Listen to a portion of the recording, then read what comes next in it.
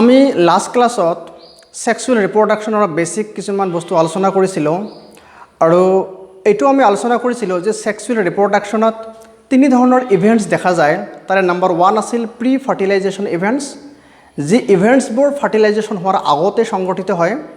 2 নম্বৰে আছিল ফাৰ্টিলাইজেশ্যন আৰু 3 নম্বৰে আছে পোষ্ট ফাৰ্টিলাইজেশ্যন ইভেণ্টছ। চ' তাৰে আমি প্ৰি ফাৰ্টিলাইজেশ্যন ইভেণ্টছৰ আমি দুটা ষ্টেপ আলোচনা কৰিছিলোঁ। এটা আছিল গেমেটোজেনেচিছ আৰু এটা আছিল ট্ৰান্সফাৰ অফ গেমেটছ। চ' আমি আজি এই ট্ৰান্সফাৰ অফ গেমেটছৰে আন এটা এক্সাম্পল আলোচনা কৰিম আৰু তাৰপিছত আমি ফাৰ্টিলাইজেশ্যন সম্পৰ্কে ডিছকাছ কৰিম। এটা question, what is sex pheromones?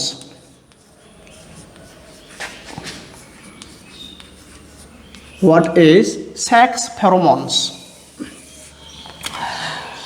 তো সেক্স ফেৰোমন কিছুমান কেমিকেলছ হয়। এই কেমিকেলছবিলাক কিছুমান এনিমেলছে আছে যে ইহঁতে সিক্ৰেট কৰে। ফৰ এক্সাম্পল সিল্ক ওৰ্ম,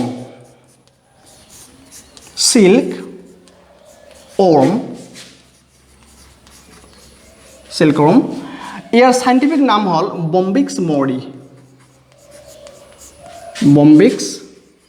মৰি। তো এই সিল্ক ওৰ্ম এই এনিমেলে কিছুমান কেমিকেল সিক্ৰেট কৰে। মানে এই কেমিকেলবোৰ একচুৱেলি সিল্ক ওৰ্মৰ যিবিলাক ফিমেল আছে, এই ফিমেল সিল্ক ওৰ্মবোৰে এই এক ধৰণৰ কেমিকেল সিক্ৰেট কৰে যাক কোৱা হয় সেক্স ফেৰোমন। আৰু এই কেমিকেলছবোৰে কৰে কি, যে তাৰ যিবিলাক মেল পাৰ্টনাৰ আছে অৰ্থাৎ মেল সিল্ক ওৰ্ম ইহঁতক এট্ৰাক্ট কৰে। তো এই এট্ৰাক্ট কৰিব পৰা যিবিলাক কেমিকেলছ সিক্ৰেট কৰে বাই দি ফিমেল এনিমেল, এই কেমিকেলছবিলাককে কোৱা হয় সেক্স ফেৰোমন। আৰু এই সেক্স ফেৰোমনটোৰ নাম হ'ল বম্বিকল বা এলকহলিক বম্বিকল বুলিও কোৱা হয়। তেনেহ'লে সেক্স ফেৰোমন কি? সেক্স ফেৰোমন হ'ল কিছুমান chemicals which are secreted by the female animal like silkworm to attract their male partners. ইহঁতৰ যিবিলাক মেল আছে এই মেলবিলাকক আকৰ্ষণ কৰাৰ বাবে ফিমেলবিলাকে ইহঁতৰ নিজৰ শৰীৰৰ পৰা কিছুমান কেমিকেলছ ৰিলিজ কৰে আৰু এই কেমিকেলছবোৰৰ জৰিয়তে মেল পাৰ্টনাৰক ইহঁতে এট্ৰাক্ট কৰি নিজৰ ফালে লৈ আহে। চ' এই কেমিকেলছবোৰকে কোৱা হয় সেক্স ফেৰোমন। তাৰে এটা এক্সাম্পল বম্বিকল। আৰু এই বম্বিকল বা সেক্স ফেৰোমন ৰিলিজ কৰা এবিধ এনিমেলছ হ'ল এই সিল্ক ওৰ্ম। তো আমি ইয়াৰ পিছত সেক্সুৱেল ৰিপ্ৰডাকশ্যনৰ 2 নম্বৰ যিটো ষ্টেপ ফাৰ্টিলাইজেশ্যন, আমি এতিয়া ফাৰ্টিলাইজেশ্যন সম্পৰ্কে আলোচনা কৰিম। তো এতিয়া আমি আলোচনা কৰিম ফাৰ্টিলাইজেশ্যন 2 নম্বৰ ষ্টেপ।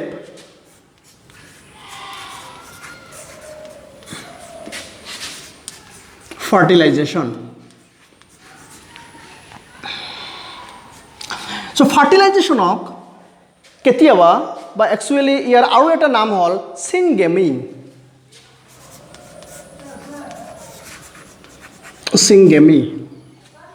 চ' ফাৰ্টিলাইজেশ্যন অৰ সিংগেমি মানে কি? চ' ফাৰ্টিলাইজেশ্যন মানে হ'ল যে আমি জানো যে fusion of 2 gametes of opposite character, দুটা বিপৰীতধৰ্মী গেমেটৰ বা জননকোষৰ যেতিয়া মিলন ঘটে তাকে কোৱা হয় fertilisation. It is the fusion of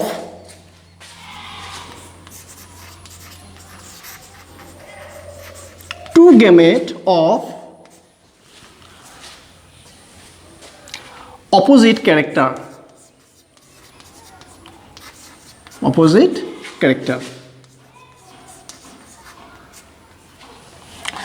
তো অপোজিট কেৰেক্টাৰ মিনছ এটা মেল আৰু এটা ফিমেল। এতিয়া এই দুটা যে আমাৰ অপোজিট গেমেট আছে বা অপোজিট কেৰেক্টাৰৰ যে গেমেট আছে, মেল আৰু ফিমেল গেমেট। চ' এই মেল আৰু ফিমেল গেমেট একচুৱেলি এই দুটা গেমেট এজন পাৰ্টনাৰৰ পৰাই আহে না বেলেগ বেলেগ পাৰ্টনাৰৰ পৰা আহে? সো তাৰ ওপৰত নিৰ্ভৰ কৰি এই ফাৰ্টিলাইজেশ্যনক দুটা ভাগত ভাগ কৰা হৈছে এটা হ'ল এন্ডোগেমি আৰু এটা হ'ল এক্সোগেমি তো ফাৰ্টিলাইজেশ্যনৰ ইয়াৰ টাইপ বেসিক্যালি দুটা এটা হল এন্ডোগেমি আৰু এটা হল এক্সোগেমি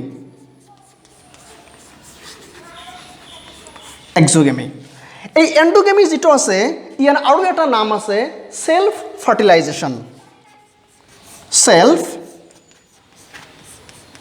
ফাৰ্টিলাইজেশ্যন আৰু যেটো এক্সোগেমি আছে এক্সোগেমিৰ আন এটা নাম হল cross fertilisation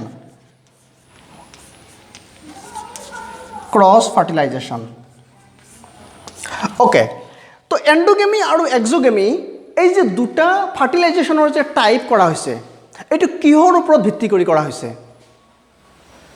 so fertilization is of two types based upon the source of gamete the gamete bilak kor pora ahe ei duta gamete male gamete aru female gamete ejon bektir pora ba eta animals or porai ahe na male aru female gamete dujon beleg bektir pora ahe ei tar uporot depend kori source of the gamete tar uporot depend kori fertilization is of two types endogamy and exogamy endogamy আৰু এটা নাম হল self fertilisation আৰু এক্সোগেমিৰ আন এটা নাম হল cross fertilisation তেনেহলে এই দুই ধৰণৰ gamete male gamete and female gamete এই দুটা গেমেট এটা এনিমেলসে প্ৰভাইড কৰে না দুটা গেমেট দুজন ব্যক্তিয়ে প্ৰভাইড কৰে বা দুটা বেলেগ তোমাৰ একে স্পেচিছৰ বেলেগ ব্যক্তিয়ে প্ৰভাইড কৰে তাৰ ওপৰত ডিপেন্ড কৰি fertilisation is of two types endogamy and exogamy so এন্ডোগেমিৰ ক্ষেত্ৰত কি হয় যে দুটাই গেমেট এটা এনিমেলে প্ৰভাইড কৰে সো দুটা গেমেট এটা এনিমেল প্ৰভাইড কৰা মানে কি এই এনিমেলটো কি হ'ব হাৰ্মাফ্ৰডাইট মানে উভয়লিংগী তাৰ মানে যে এনিমেলসবোৰ সাধাৰণতে বাইসেক্সুৱেল হয় বা হাৰ্মাফ্ৰডাইট হয় উভয়লিংগী হয় অৰ্থাৎ ইহঁতৰ বডিত দুটাই গেমেট তৈৰি হয় মেল গেমেট আৰু ফিমেল গেমেট দুটাই তৈৰি হয় সো ইহঁতৰ ক্ষেত্ৰত যেটো ফাৰ্টিলাইজেশ্যন এই ফাৰ্টিলাইজেশ্যনক কোৱা হয় এন্ডোগেমি বা সেলফ ফাৰ্টিলাইজেশ্যন কিন্তু এটা কথা মনত ৰাখিবা যে self fertilisation is very rare খুব কম দেখা যায় তেনেহলে আমি এন্ডোগেমি বা সেলফ ফাৰ্টিলাইজেশ্যনৰ এটা যদি শৰ্ট এটা ক্যাৰেক্টাৰ লিখি লওঁ এইটো হল যে two gamete comes from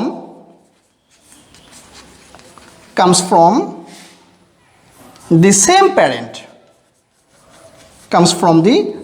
parent অৰ্থাৎ এজন ব্যক্তিয়ে বা এটা এনিমেলে দুটা গেমেট যোগান ধৰিব মেল গেমেট এণ্ড ফিমেল গেমেট দুটাই যদি যোগান ধৰে এটা এনিমেলে অৰ্থাৎ হাৰ্মাফ্ৰডাইট বা বাইসেক্সুৱেল বা উভয়লিংগী এই ক্ষেত্ৰত এই ফাৰ্টিলাইজেশ্যনক কোৱা হয় সেলফ ফাৰ্টিলাইজেশ্যন বা এন্ডোগেমি for example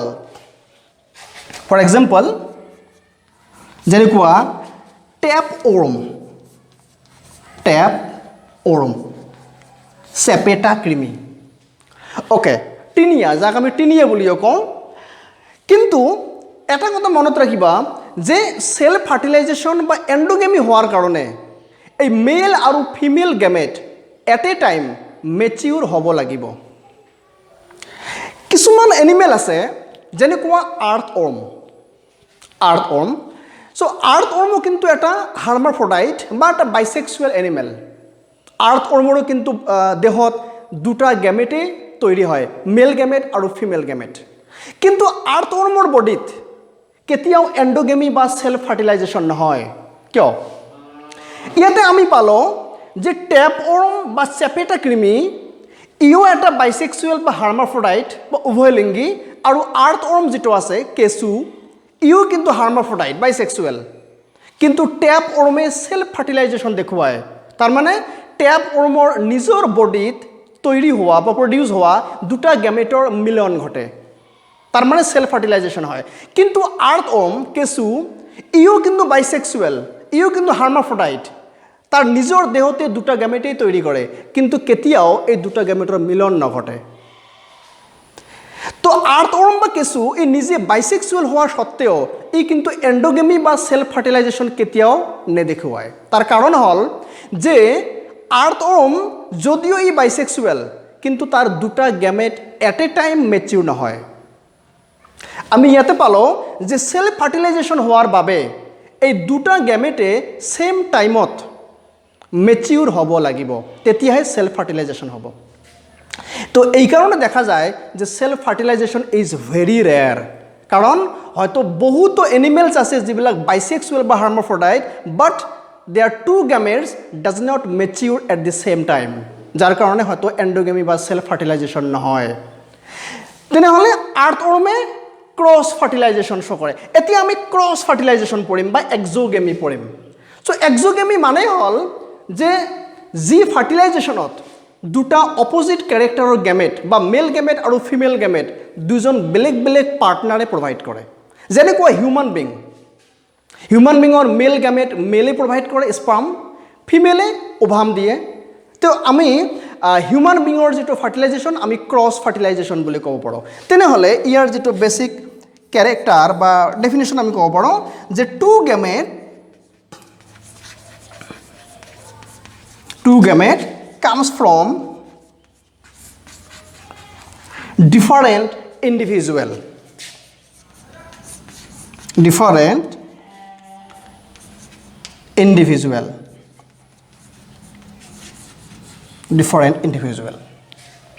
for example human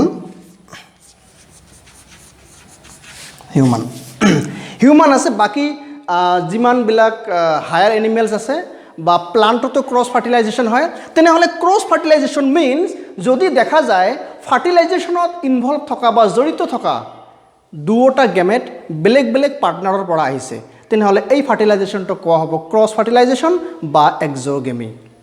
কিন্তু এটা কথা যে আৰ্থওয়াৰ্ম বাইসেক্সুৱেল, কিন্তু ইয়াৰ দেহত দুটা গেমেটে সেম টাইমত মেচিউৰ নোহোৱাৰ বাবে ই হয়তো কেতিয়াবা এনেকুৱাও হ'ব পাৰে যে কোনো এটা আৰ্থওয়াৰ্মৰ মেল গেমেটটো মেচিউৰ হৈ গৈছে, তো ফিমেলটো ছাপ'জ মেচিউৰ হোৱা নাই, তেনেহ'লে এই ফিমেল গেমেটৰ কাৰণে বেলেগ এটা পাৰ্টনাৰৰ পৰা ফিমেল গেমেটটো ল'ব লাগিব।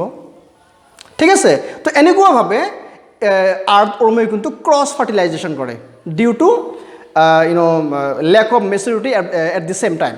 তো যিয়ে নহওক এই দুটা গ'ল আমাৰ যে সোৰ্স অফ গেমেট, আমি গেমেটবিলাক ক'ৰ পৰা পাওঁ তাৰ ওপৰত বেছ কৰি ফাৰ্টিলাইজেশনৰ টাইপ।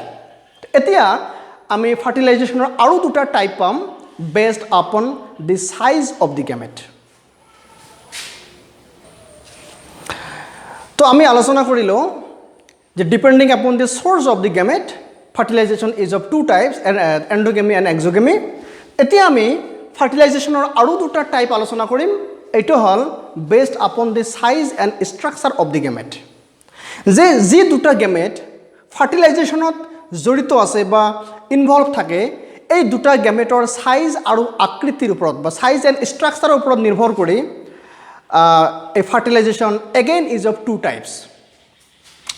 এটা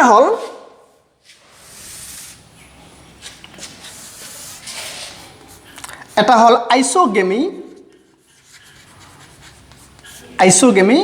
আৰু এটা হ'ল এনিসোগেমি।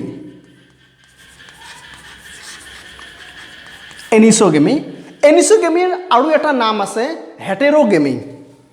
ইয়াক হেটেৰোগেমি বুলিও কোৱা হয়, হেটেৰোগেমি। তো আইসোগেমি মানে হ'ল যদি এই ফাৰ্টিলাইজেশন প্ৰচেছত ইনভলভ থকা দুটা গেমেটৰ সাইজ দেখাত একদম একে হয়, তাৰ মানে মৰ্ফোলজিক্যালি একেই হয়। আমি এনে দুটা গেমেটক অবজাৰ্ভ কৰি ক'বই নোৱাৰিম যে কোনটো মেল গেমেট আৰু কোনটো ফিমেল গেমেট। মানে আমি শৰ্টকাটে এইটোও ক'ব পাৰোঁ যে যদি মেল গেমেট আৰু ফিমেল গেমেট দেখাত এক্সাক্টলি একে যেন লাগে, উই ক্যানট ডিফাৰেন্সিয়েট বাই অবজাৰভেশ্যন। আমি দেখি পাৰ্থক্য কৰিব নোৱাৰিম যে কোনটো মেল গেমেট আৰু কোনটো ফিমেল গেমেট। তেনেহ'লে এই এনেকুৱা দুটা গেমেট বা এনেকুৱা এটা মেল গেমেট আৰু এটা ফিমেল গেমেট যাৰ ষ্ট্ৰাকচাৰ সাইজ মানে ইহঁত মৰ্ফোলজিক্যালি দেখাত একেই, তেনেহ'লে এই ফাৰ্টিলাইজেশ্যনটো কোৱা হয় আইসোগেমি। তেনেহ'লে আইসোগেমি মানে হ'ল যি ফাৰ্টিলাইজেশ্যন প্ৰচেছত ইনভলভ থকা বা জড়িত থকা দুটা গেমেটৰ সাইজ ষ্ট্ৰাকচাৰ একেই হয়, ইহঁত মৰ্ফোলজিক্যালি দেখাত একেই হয়। তো এই ফাৰ্টিলাইজেশ্যন প্ৰচেছটো কোৱা হয় বা এই ফাৰ্টিলাইজেশ্যনটো কোৱা হয় isogamy. Definition, short definition: if the two gametes are morphologically similar,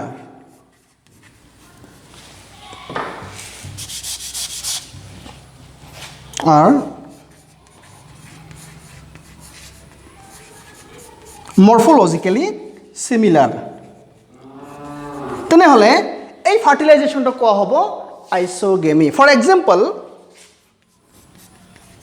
actually এনেকুৱা ধৰণৰ গেমেট যাৰ সাইজ একে, এইবিলাক একদম লোৱাৰ ক্লাছ কিছুমান অৰ্গেনিজম দেখা যায়। ফৰ এক্সাম্পল, আমাৰ দেহতে কিছুমান এণ্ডোপেৰাচাইট আছে।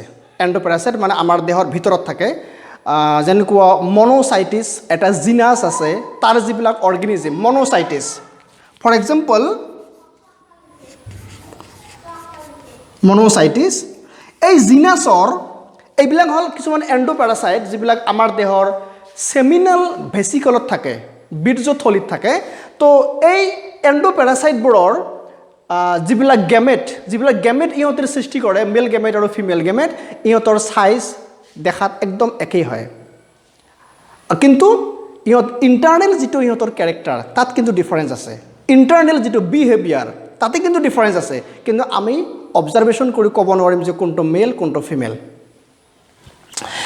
কিন্তু যদি দেখা যায় যে ফাৰ্টিলাইজেশ্যন প্ৰচেছত ইনভলভ থকা দুটা গেমেটৰ সাইজ একে নহয়, তেনেহ'লে এই ফাৰ্টিলাইজেশ্যনটো কোৱা হয় এনিসোগেমি অৰ হেটেৰোগেমি। তেনেহ'লে ইয়াতে আমি লিখিম if the two gametes are dissimilar in structure,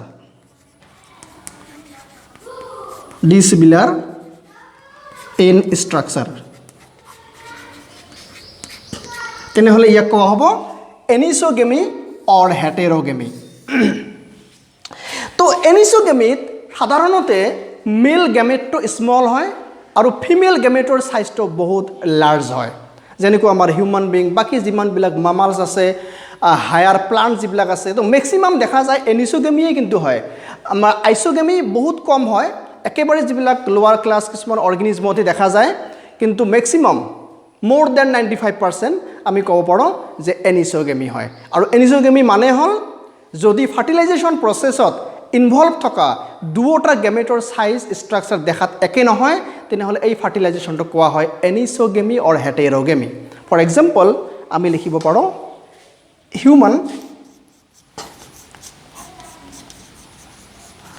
human বা হায়াৰ প্লান্টস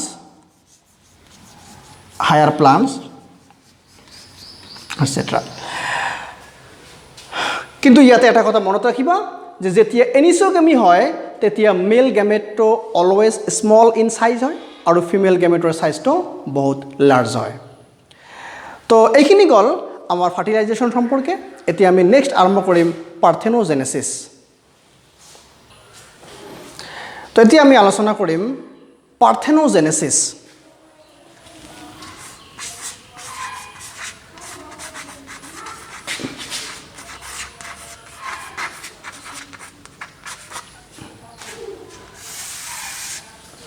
পাৰ্থেনোজেনেচিছ। সো পাৰ্থেনোজেনেচিছ মানে কি?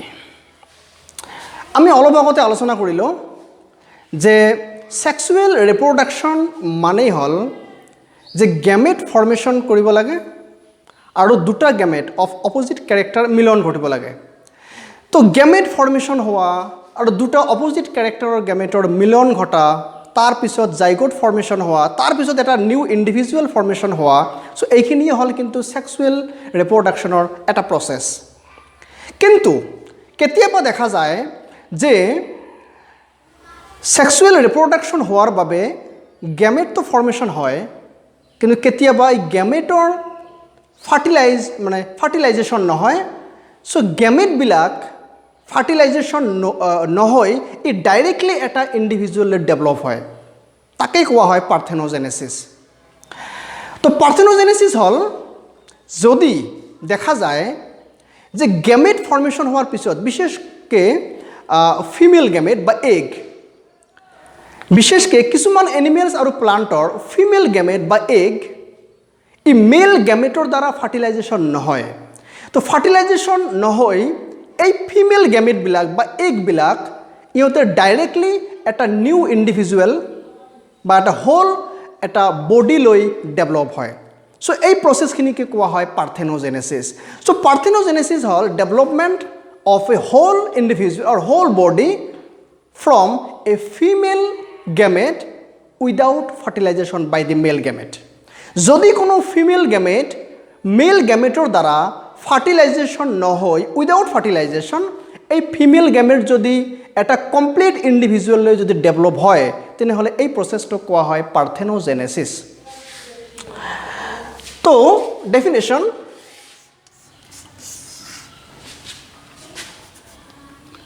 if a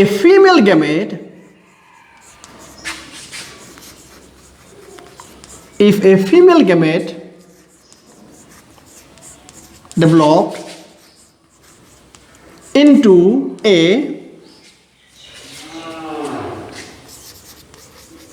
complete body or individual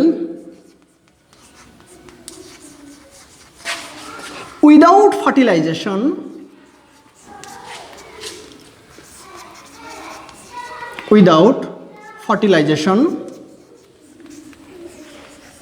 by male gamete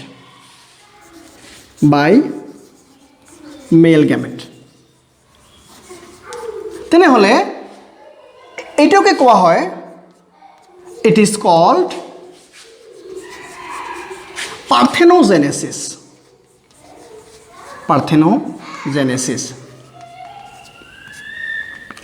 তেনেহ'লে পাৰ্থেনোজেনেচিছ হ'ল যদি কোনো এনিমেলছ বা কোনো প্লাণ্টৰ বিশেষকৈ ফিমেল গেমেট বা এগ মেল গেমেটৰ দ্বাৰা ফাৰ্টিলাইজেশ্যন নহয়, এই ফিমেল গেমেটবিলাক ডাইৰেক্টলি এটা ইণ্ডিভিজুৱেল বা এটা হোল বডিলৈ ডেভেলপ হয়, তেনেহ'লে এই প্ৰচেছটোকে কোৱা হয় পাৰ্থেনোজেনেচিছ। আমি এটা এক্সাম্পল আলোচনা কৰিম। ফৰ এক্সাম্পল হানি বি মানে মৌমাখিৰ মেল আৰু ফিমেল থাকে। যিবিলাক ফিমেল হয় ইহঁতক আমি কুইন বুলি ক'ব পাৰোঁ, কুইন ৰাণী। আৰু যিবিলাক মেল হয় ইহঁতক কোৱা হয় ড্ৰন। হানিবিৰ টাইপ দুটা আছে, এটা হ'ল কুইন, আমি এইবিলাক পিছতো আলোচনা কৰিম একচুৱেলি, আৰু এটা হ'ল ড্ৰন, DRONE, ড্ৰন। চ' ড্ৰনবিলাক এইবিলাক কিন্তু মেল হয়, মেল হানিবি। আৰু কিন্তু ইহঁতৰ কিন্তু ক্ৰম'জম নাম্বাৰ N। আৰু এই কুইন যিবিলাক আছে ইহঁত কিন্তু diploid, twice N number of chromosome থাকে। অৰ্থাৎ এই কুইনবোৰে মিঅ'চিছ প্ৰচেছৰ দ্বাৰা যিবিলাক ফিমেল গেমেট সৃষ্টি কৰে, ছাপ'জ ধৰি লোৱা যে এটা কুইনে বা ধৰা বহুতবিলাক কুইনে মোটামুটি 1000টামান ফিমেল গেমেট ইহঁতে সৃষ্টি কৰিছে, ঠিক আছে। ছাপ'জ কুইনে বা ফিমেল হানিবি মোটামুটি 1000মান এই ফিমেল গেমেট বা এগ ইহঁতে সৃষ্টি কৰিছে। এতিয়া ছাপ'জ ধৰি লোৱা যে এই 1000টা এগ বা 1000টা ফিমেল গেমেটৰ তাৰ 500মান মেল গেমেটৰ দ্বাৰা ফাৰ্টিলাইজ হৈ গৈছে, ঠিক আছে। ছাপ'জ আমি ধৰিছিলোঁ যে 1000 ফিমেল গেমেট বা এগ সৃষ্টি কৰিছে কুইনে, অৰ্থাৎ ফিমেল হানি বিয়ে। তো এই 1000টা এগ বা ফিমেল গেমেটৰ ধৰি লোৱা যে 500 মান ফিমেল গেমেট বা এগ মেল গেমেটৰ দ্বাৰা ফাৰ্টিলাইজেশ্যন হৈ গৈছে, তেনেহ'লে আমি জাইগোট কেইটা পাম? 500টা পাম। ঠিক আছে, তো যিকেইটা ফিমেল গেমেট বা এগ মেল গেমেটৰ দ্বাৰা ফাৰ্টিলাইজেশ্যন হৈ গ'ল, এইকেইটা 100% কি হ'ব? ফিমেল হ'ব, কাৰণ টুৱাইছ এন মানে কুইন বা ফিমেল। কিন্তু যি 500 ফিমেল এগ আনফাৰ্টিলাইজড থাকি গ'ল, এইবিলাকৰ কি হ'ব? যিবিলাক আনফাৰ্টিলাইজড এগ থাকি গ'ল, এই আনফাৰ্টিলাইজড এগবোৰ যিহেতু এইবিলাকৰ ফাৰ্টিলাইজেশ্যন নহ'ল, চ' ইহঁতে ডাইৰেক্টলি মেল হানি বিলৈ ডেভেলপ হ'ব। তেনেহ'লে ইয়াতে আমি কি পালোঁ যে 1000 ফিমেল গেমেট বা এগৰ ভিতৰত 500ৰ যি ফাৰ্টিলাইজেশ্যন হৈছিল, এই 500 কিন্তু ফিমেল হৈ গ'ল। বাকী যি আনফাৰ্টিলাইজড এগ থাকি গ'ল, এই আনফাৰ্টিলাইজড এগবোৰ ইহঁতে ডাইৰেক্টলি মেল হানি বিলৈ ডেভেলপ হ'ব।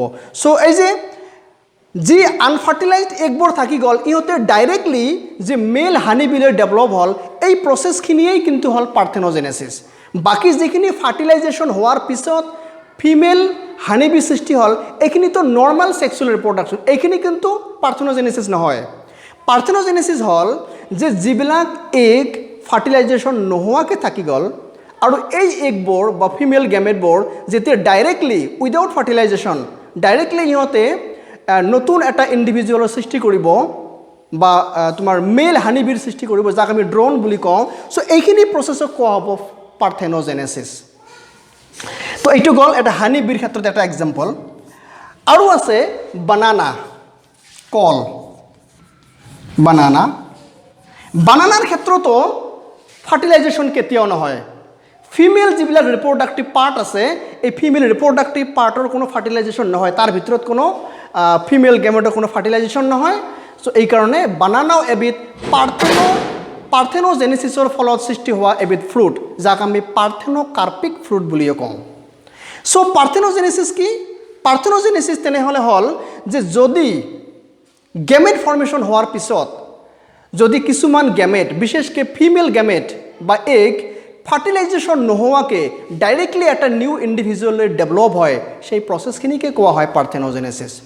তাৰ বেষ্ট এক্সাম্পল আমি আলোচনা কৰিলোঁ এটা হানিবি, যে হানিবিৰ যিবিলাক আনফাৰ্টিলাইজড এগ থাকে বা ফিমেল গেমেট থাকে, এইবিলাক ডাইৰেক্টলি মেল হানিবিলৈ ডেভেলপ হয়। এইটো এটা পাৰ্থেন'জেনেছিছৰ এক্সাম্পল। বানানাৰ ক্ষেত্ৰতো এনেকুৱা হয়। বানানাৰ যিবিলাক ফিমেল ৰিপ্ৰডাক্টিভ পাৰ্ট তাৰ ফ্লাৱাৰৰ, তো তাৰ ভিতৰত ওবামৰ কোনো ফাৰ্টিলাইজেশ্যন নহয়, যাৰ কাৰণে বানানাও এবিধ পাৰ্থেন'কাৰ্পিক ফ্ৰুট। আৰু বানানাৰ হয়তো কিছুমান আছে চিড নহয়, আৰু কিছুমানৰ আছে যদিও চিড থাকে, ইহঁতৰ পৰা নতুন আৰু কেতিয়াও গছৰ সৃষ্টি নহয়, কাৰণ তাতে কোনো ধৰণৰ ফাৰ্টিলাইজেশ্যন হোৱা নাই। চ' আমি এতিয়া এগেইন আলোচনা কৰিম যে ফাৰ্টিলাইজেশ্যনৰ আৰু বেলেগ দুটা টাইপ।